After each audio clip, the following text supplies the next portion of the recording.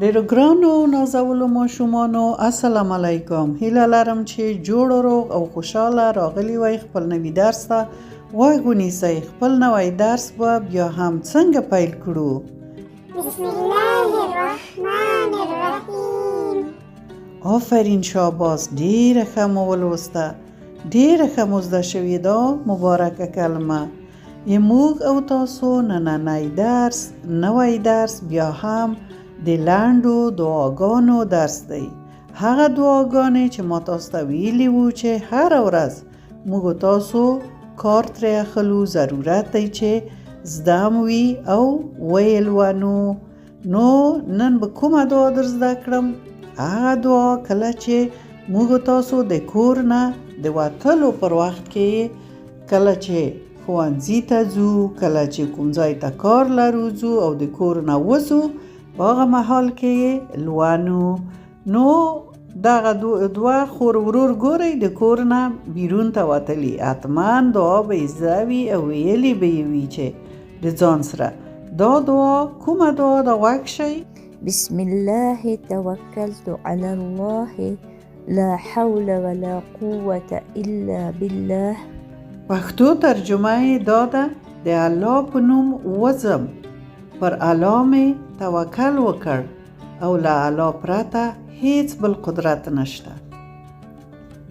نو اوس یې تاسو هم را سره تکرار کړئ.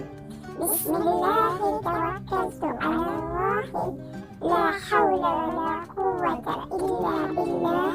آفرین، شاباس، ډیره ښه مو وې، ډیره ښه مو وې. او دوامه دعا کومه دعا ده؟ دوامه دعا کله چې موږ تاسو غواړو خپل مور پلار ته دعا وکړو. مور پلار د موږ تاسو سره ډېر زحمتونه ایستلي او موږ تاسو ته ښه تربیه او روزنه راکړې، نو موږ هر وخت باید خپل مور پلار ته دعا وکړو. دغه دعا د مور پلار دپاره دعا ده: رب ارحمهما کما ربیاني صغیرا. او پښتو معنی دا ده: ای زما ربه، پر مور او پلار مې رحم وکړه، لکه څنګه چې هغوی زه په کوچنیتوب کې روزلی یم. اوس یې تاسې هم ووایئ: رب ارحمهما كما ربياني صغيرا. آفرین، شاباس، ډیره ښه مو زده شوه دا ښکلې دعا. او اوس به کومه دعا زده کړو؟ اوس به هغه دعا زده کړو چې کله موږ تاسو درس لولو، یو کتاب لولو، غواړو چې ښه مو زده شي، ښه فکر ورته ونیسو او په مغز کې مو کینی او ښه ګټه ترې واخلو. نو د علم د زده کولو دپاره باید دعا وکړو. هغه دعا دا ده، غوږ ونیسئ. ربي زدني علما. پښتو معنی یې ده: ای زما ربه، زما علم زیات کړه.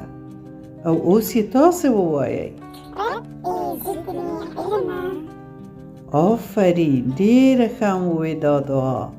خدای دې وکړي چې 3 واړه دعاګانې د تاسو ښې زده شوي وي او ټوله ورځ یې د ځان سره تکرار کړئ چې هیڅ غلطي ونه لرئ. نور نو مو وخت پوره شو. د خدای پامان.